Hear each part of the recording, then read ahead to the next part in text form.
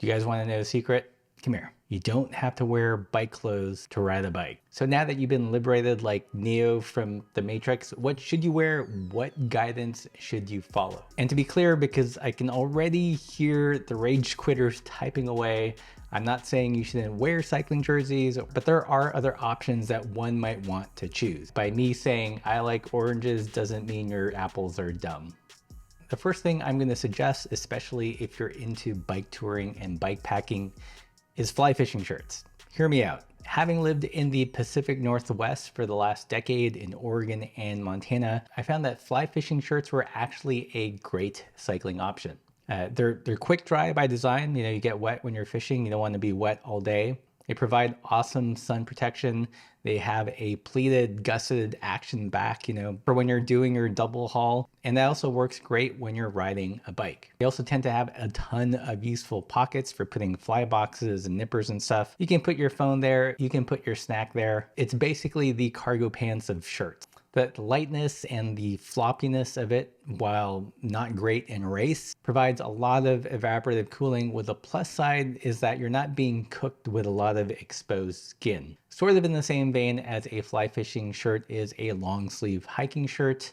That's another great option. I've worn a ton of those. You know, when you're touring and you're in the elements all day for multiple days, they're great for that sun protection without having to slather all the sunscreen. Another great option are long sleeve linen shirts, just like this one. Been wearing this a ton since we moved to Spain. Similar to a fly fishing shirt, they vent out pretty easily. They've got buttons you can undo. They're quick dry and quick wicking. And that's one of the reasons they're the go-to summer shirt material during the summer.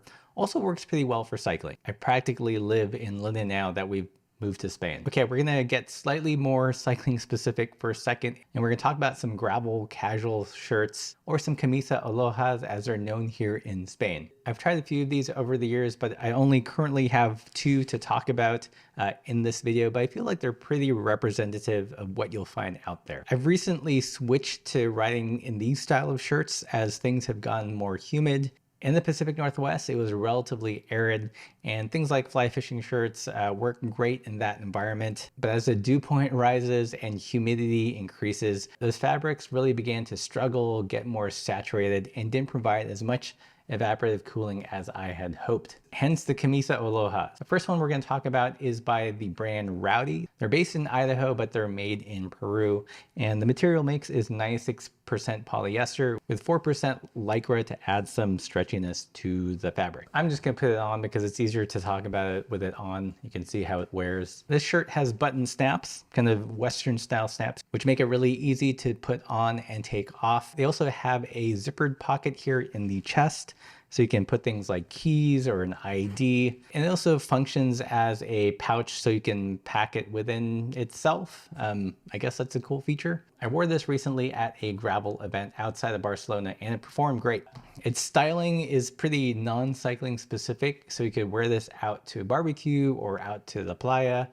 The fabric is relatively light, but it's not the lightest I've seen. Personally, for me, I think this works best in less humid conditions. So Western Montana, Idaho, Eastern Oregon. I think this is where a shirt like this would excel. It breathed relatively well earlier in the season, but as the dew point has risen and things have gotten spicier here in Spain, personally, it started to get too hot. It would still make a great casual shirt in those conditions, but once you're really exerting yourself, I found that it struggled keeping me cool.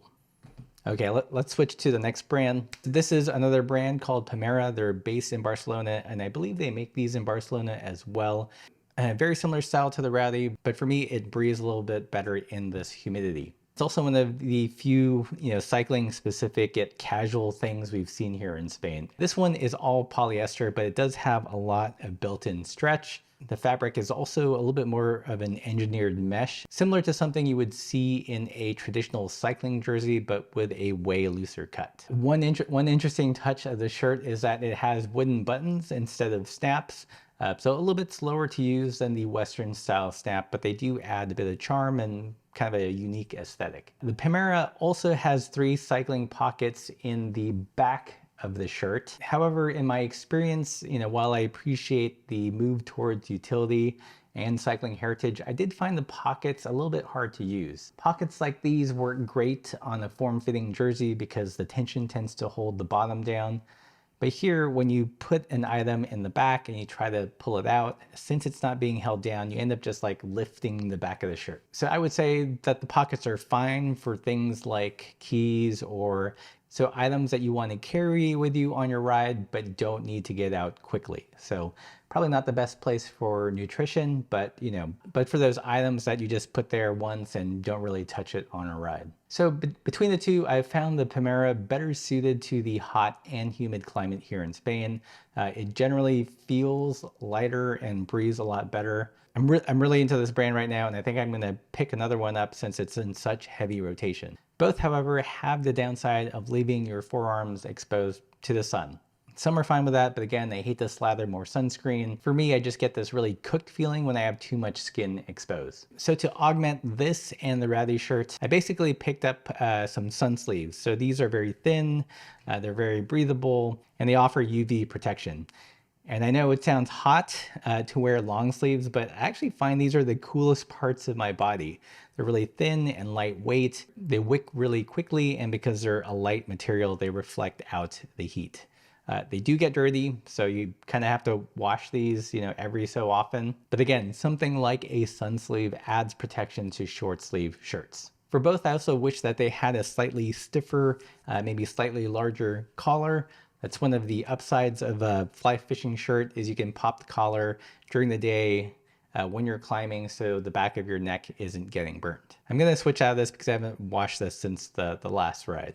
Okay, let's say you don't live in Spain, you're on a budget. What should you look for in a cycling aloha / Hawaiian style shirt? First of all, find one that fits you. You like the look of the pattern, the colors, whatever. And the next thing is to take a closer look at the material. One of my favorite materials in this style shirt, or for cycling shirts in general, is rayon or some kind of viscose. They generally feel really light and airy, almost silk-like, depending on how it's made. I know rayon tends to be kind of confusing, but basically rayon, viscose, modal, lyocell, and tencel are all what's known as cellulosic fabrics. So basically they began as some kind of plant matter like bamboo or even trees. That gets turned into a pulp, and then through a series of lots of industrial inputs, it gets spun into fabrics. So it's not quite natural, it's not quite synthetic, it falls somewhere in between. And depending on how it's processed, it can feel like silk, it can feel like suede. So a very versatile material. I think the biggest difference between them is the amount of pollution each variation creates in manufacturing. If you want to sleep really well at night, then get stuff that's labeled Tencel, which is kind of a brand name, lyocell, which falls under the rayon family. All that to say, best case scenario, in my opinion, would be to get a shirt that you like in a material like Tencel. Okay, once again, this video is not meant to be didactic. Wear what you want, wear a tech tee, wear a button up, wear a jersey, whatever. But just know that there's a whole world of non-cycling apparel out there. What do you guys like to ride in? Let me know in the comments below. And as always, keep the supple side down.